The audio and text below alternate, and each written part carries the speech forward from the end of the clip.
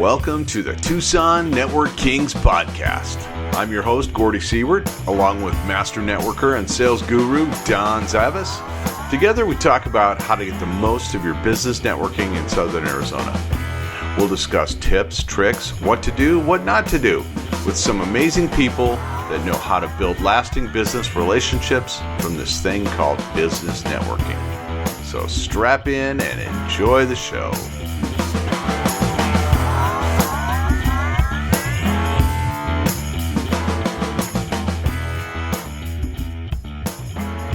Episode 8. Episode 8. Hello, everyone. I'm Don Zavis. I want to welcome you to Tucson NetworKing, flagged by the partner in crime, Gordy here. And we have a wonderful, wonderful guest. I tend to be very informal with how I talk and such. And I've known Michael Jesse for actually now a couple of years. And I think the thing that really kind of surprised me about him was his depth in marketing, but more specifically depth in marketing and events and organizations. So although this is our topic is always networking, this is going to be kind of an inside Tucson, inside baseball version of networking, because one of the things that, and you'll do your introduction, clearly I won't give it justice, but one of the things that I hear, Gordy probably hears as well, we talk about if you can't find what you want, make it. And we have wonderful, wonderful networking and organizations and groups and things like that here. And we're really blessed in the Tucson area in the Southwest. The thing that I find more than anything for somebody who has a great idea is that, how do I do it? How do I invite people? How do I register them? How do I collect money? How do I let them know I exist? How do I have any level of organization? So our kind of inside baseball version of today is for those that have a networking event that maybe is underdeveloped, that is interested in doing a networking event, and Michael's an absolute... Bring it to the next level. Bring it to the next level, absolutely. So Michael, why don't you tell our listeners who you are and what makes you amazing? Yeah, my name is Michael, and I'm the owner of Curiosity Center. And Curiosity Center started out as a learning center to help people understand how creativity actually works in the brain. So there is the neuroscience behind that. Mm-hmm. Like, why are some people great at problem solving? A few others are more into artistic. And creativity is an expansion of all of those things. Mm-hmm. Now, my background being a software engineer, I learned really quick how to create workflows and how to automate a lot of that. So my creativity went to designing a lot of that stuff for companies like the Container Store, IHS Markit, these big companies. And now what I want to do is take that and help small business owners understand that same thing, because we're in a great place right now where software isn't in the tens of thousands. It can now be slightly more affordable. Sure. Some of them are very free. Right. So then how to use all of this to actually grow your business. And I think that's, again, the interesting thing with the networking world is that, to me, a networking group or an event it is really no different than a business. It has the same challenges, attracting people, getting them involved, following up with them, creating some kind of processes by which you can smoothly handle it. So for someone who's starting a network, and I've started many, and it's interesting that the ones I started, it was kind of like, we didn't know we didn't know. You find a place, you whip together a flyer, you tell all your friends and everybody you know, you kind of e-blast it where you can. And now what's available is incredible compared to, again, what we had. This was like 5, 6, 10 years ago. So, for someone who's a initial networker, they have an idea, they think that they would like to kind of bring that voice to the world. How would they start? I mean, how do you take something that doesn't exist from day one? Creating the event or being a member of a networking? Well, I think let's start with creating the event, because I think that most people who attend, and Gordy, I think you can feel, they don't really have an enormous amount of influence over the structure. Usually, right. The dates told to them, the times told to them, the locations. Some may have a suggestion box, or they're willing to take follow-ups. But again, most people don't even know where to start. Mm-hmm. They're like, I think it'd be great if we did this, and then never goes anywhere. Yeah. Even though it's a fabulous, fabulous idea. Yeah. So how do you get to step one? So step one, and a lot of people will start their own networking just for themselves, right? And that's where a lot of it actually begins. Here's another thing. When you're going to start your networking, what's it intended for? What type of referral partners are you wanting to put together? Because that's where I see a lot of mistakes made with business networking is it's just random people. Just anybody at all is fine. Yeah. So I'm a business coach. So I want to bring in the bankers, the staffing companies, and other business coaches to come together because we all work with the same clientele. So that's what I want to bring together if I'm going to start my own business network. Now, if you're a health professional, where are the insurance companies? Where are the people who are also, like, if you're a chiropractor, who else does something like you in your world where you have the same customer, but it's not a competition? It's almost like an industry type of Absolutely. networking. And again, in the value has to be for you, of course. I mean, if you're going to build it, Right. you want it to be valuable to you. So the starting point for most people would then be just, who do you want as your customer? Who do you want the referral from? Have a focused strategy is what I'm getting out of it. Yeah. Yeah. Because what happens is if I go to a networking group and it's just small businesses, well, I don't know what I'm going to get out of it, right? So if you put the intention out there, this is for people in either the finance industry or health industry or technology. Now it's easy for me to know, oh, I'm a part of that, I will go. But if you make it too broad, I don't know if it's worth my time to go. And people are very, very wary of their time, especially now, especially in Tucson. Tucson, it's kind of a misnomer in that area. So, And there are times, it ebbs and flows, where there's a lot of networking events going on. Yeah. And you have to pick and choose. And so how would you suggest someone standing out in that space to get the space that they want to be in? I guess really kind of take it down to where they need to be. Well, look at who your attendees are going to be. Remember, if you're very specific, again, if you're in the residential home space, your cleaning companies, your roofing companies, your painters, like now you know that you're all sharing the same customer base, but you're going to go in as a partnership. And those would be the ones that someone like a roofer or a painter would go to. Instead of a generic small business network. Right. Now, there are some that are either geographic, Right. like chambers of commerce that would have lots of other people. So there is both the web. So assume that you've just, and just for the sake of argument, let's just kind of look at a generic one, because I think most of the ones that I see here locally, ours, Gordy's and mine included, will invite anyone, right? It's not limited to a particular kind of person. So the first step, again, identifying what your structure is, who you want to be able to get. This is where I think most people die right here. They will say, I want to do it for, this city or this county, or I want to do it for this area. I want to do it for, this subdivision. I've seen network groups for HOAs. I want to do it for this HOA. And then they stop. Right then and there, they have the idea, probably a good idea. That's where they stop. They don't know. They're like, well, should I get a website? Should I do this? Should I do this? Should I do this? And I'm sure the answer is yes.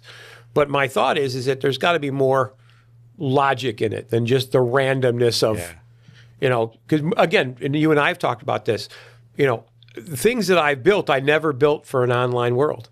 Now I'm being forced to new things that I build have to be built for an online world. Whereas 10 years ago, 5 years ago, you could build something and the whole online world was an afterthought. Now it better be really right in the beginning. Because if you don't, you are just going to get slapped. Yeah. So Before you answer that, yes, we're going to take a quick break from our sponsor, and we're going to hear all about that. perfect.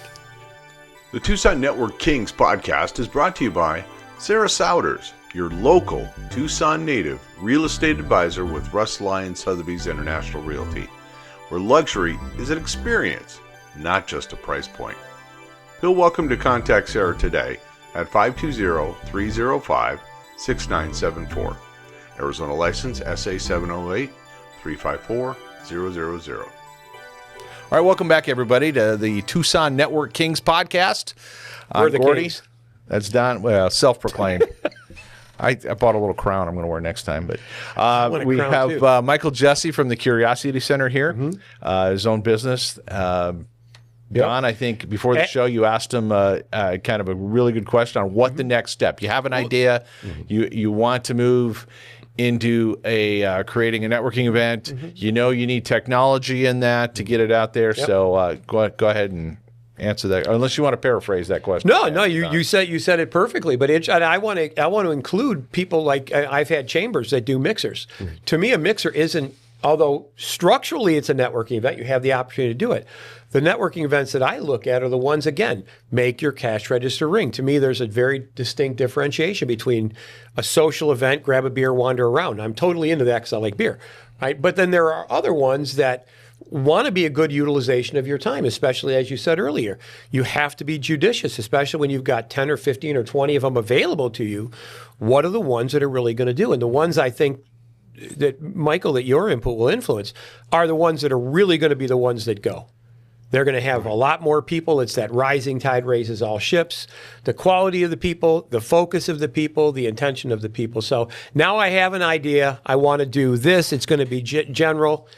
I'm your client, Michael. What would you say first? Yeah, so this plays into resources that are available. Certain platforms like your LinkedIn, Indeed, you can look up how many businesses are in the area. My favorite tool is called Reference USA.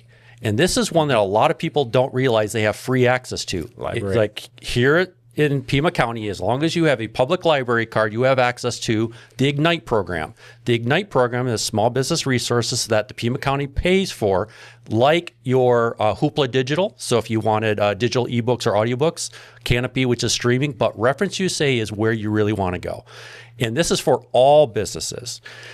I know there are over 45,000 businesses in Tucson. Well, how do I know? Reference USA told me. How many are doing more than $1 million?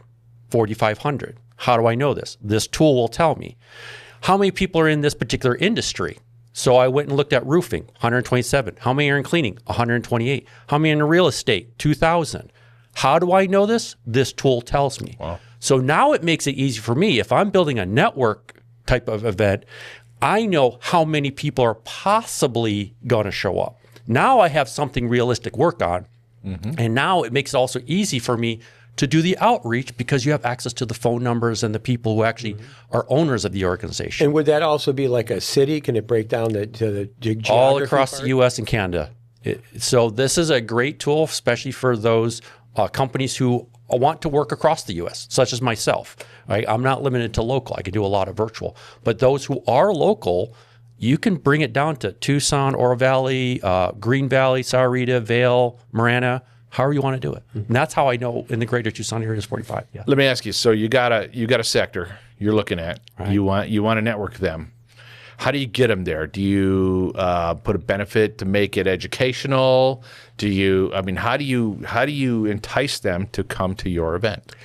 Therein lies what's the benefit that they get out of it. We always want to look at the customer's point of view. So if they came at it from, hey, are you already partnered with these people? If not, that opens their ability to connect with more people and possibly get those referrals. Because again, business networking is referral networking. I really want to embrace that. A lot of people go into networking thinking they're going to find clients and leads, and you might, but I go into it looking for my partners. Where are my bankers? Where are my business brokers? Sure. Where are my staffing companies? So that's what I go in for. Mm-hmm. Yeah. That's why we've never had a one-on-one. Yeah. We work in different areas, yeah. Right. We'll get there. But the interesting thing about it is, so once you have your target, even if it's geographic, you can now put together a value proposition and go to somebody, and we'll use Oro Valley where I live. So if you would go to the people of Oro Valley, and even though there's a chamber, I believe that there are still enormous opportunities for more. Yes. So just because there's a chamber there, or just because there are other groups there, doesn't, to me, is no reason to not pursue it. But you would identify, you could look and say there's X amount of businesses that are in the area, and now your message, it can be honed to them. Would you prefer to work with somebody next door or 5 states away? Of course, to me, it would be next door. Mm-hmm. But now, how do you reach them? So now you have that information, and now this is where the friction, the choke point comes, because now how do you communicate to them that you exist? And most people don't want to do that because of the cost is prohibitive, the technology to them is prohibitive, the time is prohibitive, they don't want to invest in a venue, so they look for either a free place, which is sometimes not really the value that you want. How do you let these people know that you exist? So that's interesting, because I had this conversation with a healthcare professional who every time I use the word promotion thinks, oh, you mean paid ads. Promoting is simply getting people aware that you exist. Now, with this list that you download, you get access to phone numbers, but you also have access to their website. So understand that's the outreach. So when people say, oh, I don't want to do cold calls, understand that a real cold call is a marketing call. It is not a sales call. Right. And this is why people won't do cold calls. Right. But now I just call them up. Hey, I'm just letting you know my intention is just to make you aware. I'm creating a business networking event. I would love you for it to be there. And by the way, here's what you're going to get out of it. If you're interested, you can call me back. If you leave a voicemail or you actually get in touch with the person, it's a very short 2-minute conversation. Exactly. That's a great tip. I like Yeah. that. Well, that was the thing. And most people, I think that's one of the things most people don't do is they never actually reach out. They never bring that value social proposition. medias, there it is. Yeah, it's like we're here. Yeah. You know, we're assuming gonna that you're be. smart enough to connect the dots between what we're offering and what you are. But a lot of people don't get that connective tissue. You always got to kind of lay it down in front of them, and then maybe they can get it at that point. And this is where no cost, low cost marketing is essential. Again, we're not talking about Simple paid ads. phone call. Simple phone call. And just really get out there. And here's the hard thing. A lot of people want referrals to show up, but if people don't know you, how are you expecting to get any referrals? Now, some people can survive off of existing customers, but that's diminishing, especially in our area right now. I'm watching so many more businesses grow. And now you're going to dilute how much potential you have in your total addressable market. I know I'm getting kind of technical, but that's just how many people are out there who you could possibly work with is going to get less and less over time now. Yeah, because it's going to be absorbed by larger, better funded, more And that's visible. another thing that's happening. It's, Amazon wiping out the mom and pop store. Phoenix is coming into our territory. If you don't know that already, a lot of those companies will show up because they're having trouble with their revenue. So they're going to look at Tucson as their marketplace. Sure. And that is going to cause trouble for a lot of local businesses. Sure. Well, it's very easy for a very large business in Phoenix to get a position here, a visibility. So you contact them, so you call them, maybe you get an email address. At the very least, you have a phone number, possibly a personal phone number that you can get to a cell. How do you think is the best way? I mean, social media now is the ultimate, it's the 800-pound gorilla in the room. It's, e-blasts are, now going by the wayside. Newspapers and magazines are having their challenges. Radio and television are having their challenges. Right now, the podcast format is it. I mean, my daughter's 35. She watches no TV, listens to no radio, reads no newspaper. She only watches podcasts of interest to her. So if you need to communicate this on a consistent level, what would your choice be? So social media is the easy one, right? Because it's free. I will say email still works if you do it correctly. Right now, video is the most important one. The idea that you're going to do an image and put some text together and it's going to attract people isn't going to work anymore. So one, use your event as a way of showcasing, here's what you have access to. And talk about it, why people like it. If you can get those quick testimonials out of the way, you'll be surprised how quickly your events will fill up. Oh, sure. A little tip. Maybe I've shared it. LinkedIn messaging is one of the most powerful. You can do a 15-second video, and we all get the LinkedIn messages. We get the little, hey, this is me. If you're ever interested, send someone a 15-second video. Let them know you got something coming up. Telling you, it is the most impactful thing that you can do to get a business owner's attention. Well, that's the MTV generation. I mean, we live in this 1 or 2 minute little sniglet world, and nobody wants to read anything. Nobody wants to look at anything. It's audio books have totally dominated regular books, and it's basically the same book, same text, exact same time, except you don't got to read it. Yep. You just have to listen to it. So, is there a platform of the major platforms, in your opinion, once it's created, that would allow you to garner new people? Because again, most of these have some component to bring like-minded people. Is Facebook the big one? Is LinkedIn? I think it depends on your audience, right? Instagram. Depends on your audience, you but want. a lot of this fight around TikTok is understood. However, I have found that everyone who's connected with TikTok, their following within 30 days is over 10,000. That fast. Now, again, we're talking 30-second videos, max. Like, don't go any further with TikTok with that. Like, they want 10 seconds. So I find TikTok being the fastest way to get known.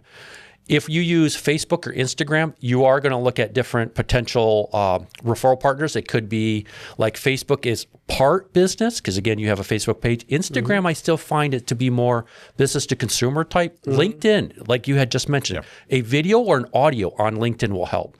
Make sure to also look at Alignable. Alignable was designed as a referral partner network. We're going to pause right there. I want to come back to Alignable. We're going to take a quick break for a sponsor, and we'll be right back. We'll talk about Alignable because I got questions on that.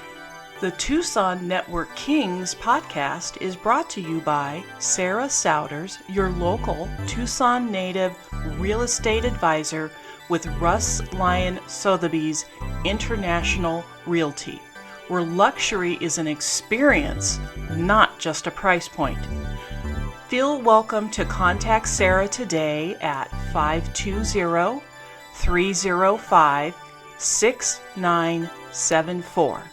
Arizona license SA 708-354-000. And we are back. Thank you so much. We're going to be pursuing our Inside All Things Networking from a structural point of view. We just actually started on Alignable. So for those that don't know, it was actually set as a networking tool, essentially. I have questions. Yeah, just I can't figure that one out. It took me a little bit to get on board with LinkedIn, and I love it. It's my number one tool. It's my number one go-to first thing in the morning. One of the first things I check is LinkedIn before any Facebook or anything else. But Alignable is a big mystery to me. So maybe you can kind of nutshell it and some of the advantages of it. So Alignable is just like LinkedIn. It's where a lot of business platforms go out and just share who their ideal client is and who are my ideal referral partners are. That's what I like about Alignable. It makes it super easy for someone who might be in that staffing company or someone who's in like a CDFI or a financial institution to come work with me and say, hey, how do we work together? Because we share the same client. What I see a lot of people do with Alignable is, again, they're using it to go find clients. I heavily use it to find my referral partners. I work with therapists, by the way. There's a limit to where my coaching can go. I need to hand that off to someone, but who do I hand it off to? I need to find someone, because again, they're still my client, but they need something I don't offer. Beyond what you can offer. Exactly. So the intention behind Alignable is a referral network. So if you go into it that way, it's actually pretty easy. All right. Awesome. Well, thank you. I'll definitely look into it a little bit more. So now that we've got something, we've got a program, we've got something going, we've now identified our target, whether it's geographic, industry, whatever. We're now looking at social media with some kind of a video, either a video that you do, maybe a video of the event to promote it. Would you do it every week, every day, Great do question. you do something every day on Facebook, or do you do like 10 other platforms? Is it better to be really heavy on one, or is it better to be kind of broad across all of them? And how frequently? Is every day too much, or is once a week not enough? Right. So that is a great question, because there's been changes across all the platforms. So I will let you know, as of end of 2024, I used to do 4 LinkedIn posts, and it was working just fine. And then immediately per day. I did 4 posts per day. Okay. Come January 1st, all of a sudden I got penalized for it. And I knew it immediately, because all of a sudden my viewers dropped heavily. I went from 3,000 to 100. Wow. And so you have to be paying attention to each platform. Play with it, see what works. Facebook is still 4 per day. Instagram, 2 to 3 times a day. TikTok, 10. But remember, your videos are 5 seconds long. Sure. So a lot of these platforms, you can do a lot. Now, depending on where you are with your business, if you're a solo entrepreneur, pick the 5 or even 3 that you can focus on. Where are my ideal customers, or where are my ideal referral partners? Stick to that. If you can do a mass outreach, again, if you're $1 million company, you can get out to 10. And now if you're at 10 million, you can get on to 50. Absolutely do it. But adjust for your size. Right. And then you would use that then to promote your event. So your networking focus, geography, whatever, is built. It's all, again, I go back to what I said before. It's actually built for an online utilization. You're not necessarily building it for, because like, for example, if you're going to use radio or television or, maybe television, but radio or newspapers or magazines, videos are meaningless. It's not there, right? But if the goal is strong on video, that leans itself into that online market. And again, now you've got archives and a lot of the social media is so robust. I've had people say, should I get a website? And I would always ask them, well, do you want a website or do you want a social media presence? Because you can get social media presence without a website. Mm-hmm. So there's a lot of things you can do for little or no cost. Right. Again, to almost ensure your success. Whereas, not doing any of that is really going to challenge your success. Absolutely. And then appropriate time. So now they've got it. How many times a week? Once, twice, 3 times a day, probably? I do about 70 a week. Wow. Okay. Yeah. Okay. And you would have some kind of a registration or something. Some way they would reach back, call to action, they would reach back out to you. And actually, for the call to action, that's a funny statistic. Make sure that your posts are 80% informational, only less than 20% is the call to action. Yep. And that is a phenomenon that a lot of people don't realize. Or less, even. Yeah, and that's an interesting, because again, it's the know, like, trust phenomenon. Yeah. They have to know you. They have to like you. When the trust shows up, they will take the call to action, find your booking page, or sign up for the event, however you want to do it. I'm going to say this right here. We're going to have Michael back on again. Oh, yeah. We're going to have a part 2 on this. Yes. I think we're just scratching the surface of absolutely. what you're talking about. So I know a lot of the stuff you're doing, you're talking about is part of your coaching program at the Curiosity Center. Tell us a little bit about the Curiosity Center, how people can get a hold of you, and why someone would need you. So Curiosity Center, again, was designed as a learning center for creativity. Okay. And then I developed my leadership skills being a senior manager of 5 teams and 26 people. And I did not realize this, but that's unknown. A lot of people can manage 6 people, not more than 20. So how to adjust to a creative leadership mode was how I won. And so that's another thing I teach. Now, when it comes to my business coaching, I am a certified 10X business coach with Grant Cardone. There's a lot of practices that he has where when it comes to marketing, he's heavy into marketing now. He's a salesperson, but he understands the benefits of the marketing side. Okay. So that's what I can help people with. You can help people with that. Part 2 for sure. How can people get a hold of you? CuriosityCenter.net is an easy way to find out what I do, and there's an easy booking page for where you can set an appointment, and we'll just start from there. All right. Fantastic. Michael, thank you much. Thank you very much. That was excellent. We're going to have a part 2 with Michael. Absolutely. So we're going to bring you back in a few episodes and talk a little bit more about kind of the backside of the behind the scenes of creating your own networking event. Absolutely. Phenomenal. All right, Don, you want to Absolutely. Thank you, everybody. We appreciate you joining us. We're going to try to continue to bring amazing talent to you, and it's a privilege to do this. Thank you so much. Thank you for having me. Yeah. Stay connected, everybody. You've just experienced the Tucson NetworKings podcast. Make sure to like, follow, and subscribe for more great tips about networking in Southern Arizona. If you'd like to leave a question, comment, or future topic, you can email them to TucsonNetworKings@gmail.com.